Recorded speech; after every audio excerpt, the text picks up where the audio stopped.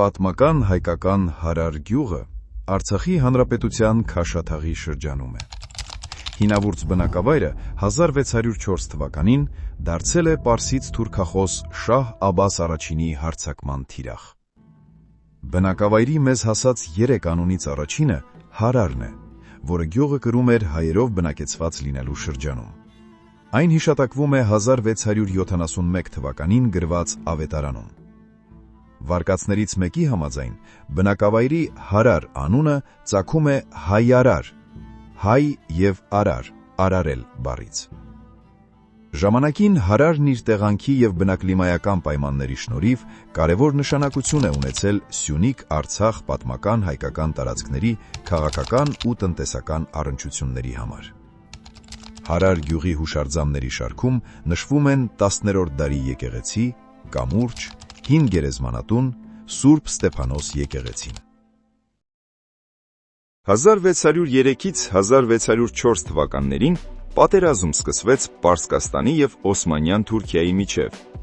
Թյուրքախոս Շահ Աբբաս առաջինը սկսեց լայնամասշտաբ արշավանք դեպի հյուսիս, նպատակ ունենալով գրավել Հայաստանի ամբողջ արևելյան հատվածը, այդ թվում Արցախը, Նախիջևանը, Ջավախքը։ Պարսկական զորքի մեջ կարևոր տեղ էին գրավում թյուրքախոս ղզլբաշները, որոնք աչքի էին ընկնում քրիստոնյաների նկատմամբ իրենց առանձնահատուկ դաժանությամբ։ Հետագայում նրանք չարիք դարձան նաև պարսիկների համար։ 1604 թվականի արշավանքի հետևանքով մոտ 605,000 հայեր բռնի տեղահանվեցին, որոնց գրեթե կեսը մահացավ դաժան գաղթի ճանապարհին։ Հարար գյուղի հայերը ևս տեղահանվեցին ու քշվեցին դեպի Պարսկաստանի խորքերը, իսկ հայերի փոխարեն տեղում հաստատվեցին թուրքական քոչվոր ցեղերը, քանդելով ու ավերելով հայկական պատմական հուշարձանները։ 1603-ից 1604 թվականներին Շահ Աբբասի կողմից կազմակերպված մեծ բռնագաղթի ժամանակ Արևելյան Հայաստանի հազարավոր գյուղերի հետ տուժեցին նաև Հակարի հոսանքն ի վեր գտնվող բնակավայրերը։ 100,000-ավոր մարդկանց քշեցին Պարսկաստան։ Այդպես առաջին անգամ որպես վերաբնակիչներ Հակարի ափին հայտնվեցին քոչվոր քրդերը։ Դա ծրագրված քաղաքականություն էր։ Թյուրքախոս Շահ Աբբասը նպատակ ուներ հայկական պետականության գաղափարը կրող երկու նահանգները, Արցախը և Սյունիքը, իրարից սահմանազատել։ Եկվորներն անմիջապես չկարողացան տեր դառնալ հայկական երկրամասին։ Գյուղում հայությունը շարունակել է պահպանել իր ներկայությունը։ Դրա մասին են վկայում Քարվաճարի և Քաշաթաղի շրջաններում ներկայումս պահպանված 17-ից 18-րդ դարերում կառուցված եկեղեցիների ու մատուռների մնացորդները։ Արցախը Ռուսաստանի կազմ մտնելուց հետո 1813 թվականին Հարարի բռնի տեղահանված հայության զգալի մասը տեղափոխվել և հաստատվել է հայրենի հողի վրա։ 19-րդ դարի վերջին Հարարն ուներ մի քանի հազար բնակիչ։ Հարավային Արցախի կրթության կարևոր օջախներից էր, նաև առևտրի նշանավոր կենտրոն։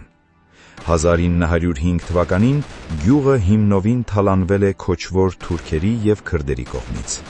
Տասնյակ մարդիկ զոհվել են, բնակչությունը հաստատվել է Սյունիքի և Արցախի առավել ապահով բնակավայրերում։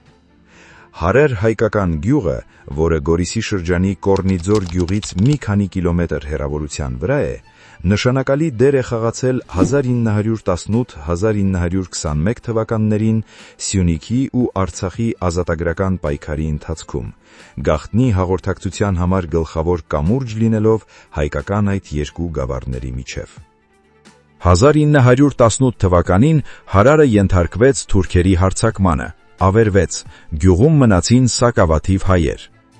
1920 թվականին Դրոն և Նժդեհը ազատագրեցին Հարարը, և Կոռնիձոր, Հարար, Խծաբերդ գծով Արցախը միացավ Հայաստանի Հանրապետությանը։ 1930-ական թվականներին 2000-ամյակ Հարար անունը կրած հայկական նշանավոր գյուղը անվանվեց Ջաֆարաբադ։ 1993 թվականին Արցախի պաշտպանության բանակը գյուղն ազատագրել է։ Այսօր այն կրկին ադրբեջանական գերության մեջ է, բայց կրկին ժամանակավորապես։ Ճանաչենք մեր հայրենիքը, որպեսզի սիրենք և տեր լինենք նրան։